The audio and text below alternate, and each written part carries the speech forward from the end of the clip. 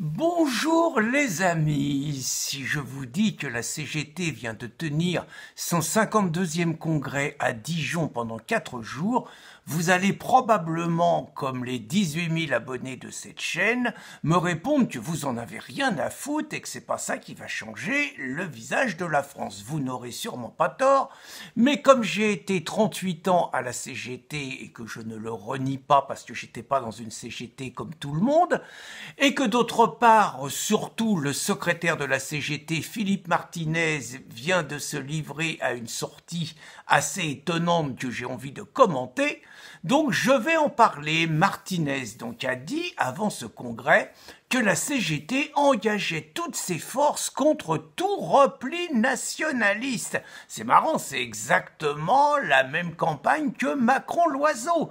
Donc on a l'impression que la CGT, Martinez, la direction, vole au secours de Macron-Loiseau et encourage l'ensemble des syndiqués de la CGT, mais aussi l'ensemble des travailleurs, à voter contre le Rassemblement national.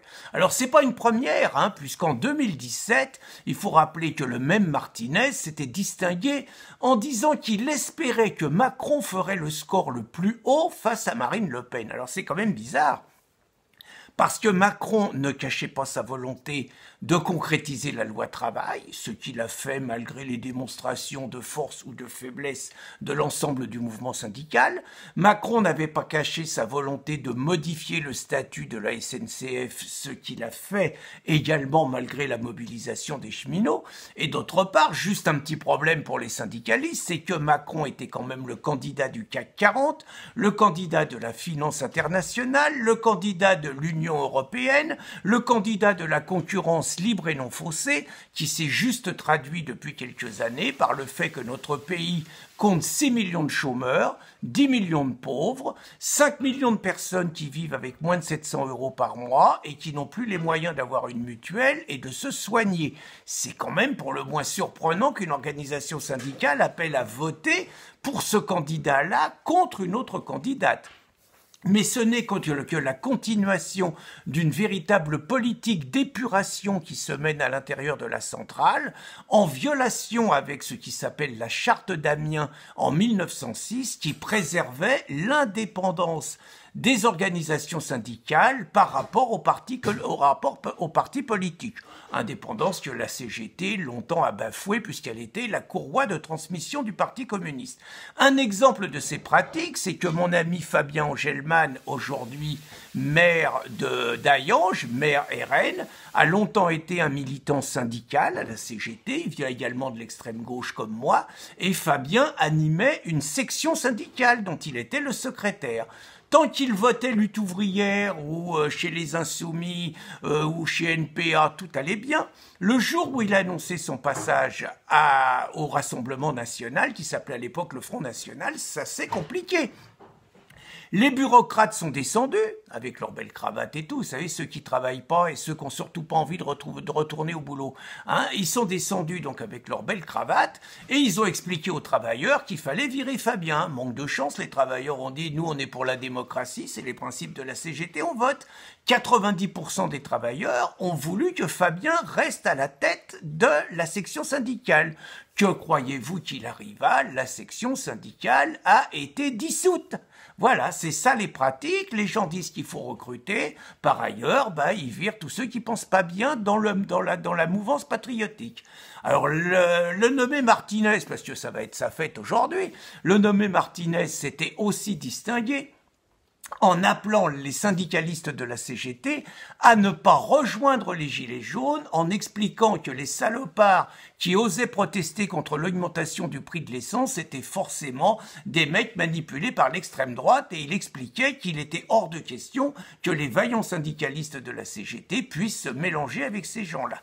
3 mois plus tard, les choses ont changé. Pour le plus grand bonheur de Macron, Martinez et l'ensemble de la gauche ont infiltré le mouvement des Gilets jaunes, l'ont totalement dévoyé et ont transformé la lutte contre le prix de l'essence et la lutte contre les avantages de nombre de personnes payées par l'appareil d'État. Ils ont transformé ça en faire payer les riches, le retour de l'ISF et un espèce de mouvement de type CGT10.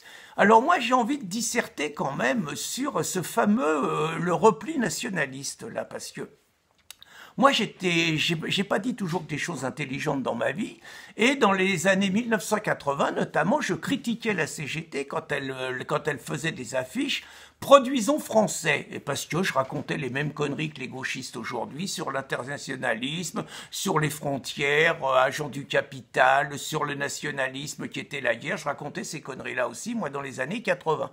Et donc la CGT, elle, était critiquée par les gauchistes à cause de ce mot d'ordre, et finalement, le Front National, avec pertinence, avait dit qu'il était d'accord avec le mot d'ordre si on ajoutait avec des travailleurs français.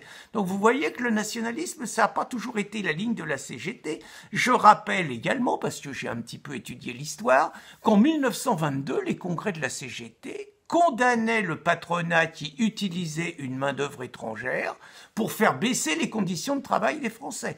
Dans les années 30, la CGT condamnait l'appel à la main-d'œuvre étrangère pour les mêmes raisons et appelait, certes dans la dignité, mais non seulement au non-appel à la protection des frontières, mais aussi à l'expulsion de ceux qui, étrangers, n'avaient pas de travail et n'étaient là que pour faire pression sur les salaires des Français. Je rappellerai également juste que c'est la gauche qui a fait les lois les plus protectionnistes sur la préférence nationale, avec les lois Herriot en 1932 et les décrets d'Aladi en 1938. Je rappellerai également que l'histoire du mouvement ouvrier, c'est pas aimez-vous les uns les autres, c'était que les travailleurs cassaient la gueule aux jaunes que les patrons utilisaient quand il y avait des grandes grèves dans les mines notamment. Et je rappellerai, dernière chose, au camarade Martinez, qui donc se plaint du repli nationaliste, que dans la fonction publique, camarade, dans la fonction publique, il y a la préférence nationale. Et que pour l'instant, dans la fonction publique, mis à part les gauchistes et les écolos, personne ne réclame l'abolition de la préférence nationale et surtout pas le camarade Martinez. Voilà quelques contradictions et le plaisir de lui mettre un petit peu le nez dans le caca et de dire que ce mec, ce bureaucrate syndical qui par ailleurs a un salaire comme beaucoup nettement supérieur à celui des travailleurs, trahit ouvertement la classe ouvrière au nom d'un faux internationalisme et qu'il est finalement un des meilleurs remparts de Macron et des patrons du CAC 40. Bonne journée les amis.